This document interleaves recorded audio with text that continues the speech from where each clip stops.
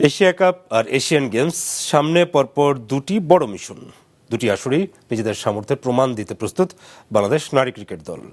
Asia কাপে শিরোপা পুনরুদ্ধারের আর এশিয়ান গেমসে আগের সাফল্য ছাড়িয়ে স্বর্ণপদক জয়ের স্বপ্ন মেয়েদের। 2 মাস বিরতির পর আবারও ব্যস্ত হচ্ছে বাংলাদেশ নারী দলের ক্রিকেটাররা। এবারের প্রথম মিশন এশিয়া কাপ, এরপরে আছে এশিয়ান গেমস। 2 আসরের জন্য ফটো সেশনে আসা ক্রিকেটারদের প্রত্যয়ী চেহারা। 28 আগস্ট থেকে সংযুক্ত আরব আমিরাতে শুরু হচ্ছে এশিয়া কাপ। টুর্নামেন্টের বি গ্রুপে বাংলাদেশের প্রতিপক্ষ ইন্দোনেশিয়া, শ্রীলঙ্কা ও স্বাগতিক আরব আমিরাত। এশিয়া কাপে বাংলাদেশের মেয়েরা একবারই হয়েছিল চ্যাম্পিয়ন, সেটা 2018 সালে। এছাড়া 2012, 2024 সালে সেমিফাইনাল খেলেছে টাইগ্রেসরা। সেমিফাইনালটা আমরা ক্রস করতে পারতেছি না, যে কোনো জায়গায় দেখতেছেন।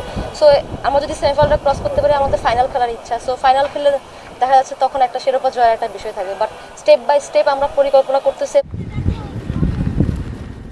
এশিয়া কাপের পরেই এশিয়ান গেমস খেলতে জাপানে যাবে বাংলাদেশের মেয়েরা। সেখানে জাপানের নিশিন শহরে কোরোগি স্পোর্টস পার্কে হবে ক্রিকেট ডিসিপ্লিন। 17 সেপ্টেম্বর থেকে 22 তারিখ পর্যন্ত হবে ম্যাচগুলো। এশিয়ান গেমসে 2010 ও 2014 এই 2 আসরে 2বার ফাইনাল খেলে পাকিস্তানের কাছে হেরে রূপা জিতেছিল বাংলাদেশ।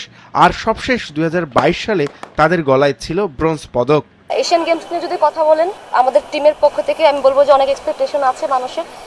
একটা মেডেল যেন আমরা নিয়ে আসতে পারি সেটা একটা বিষয়, এবং সেটা যদি গোল্ড হয় সেটা আরও বেশি বড় হবে।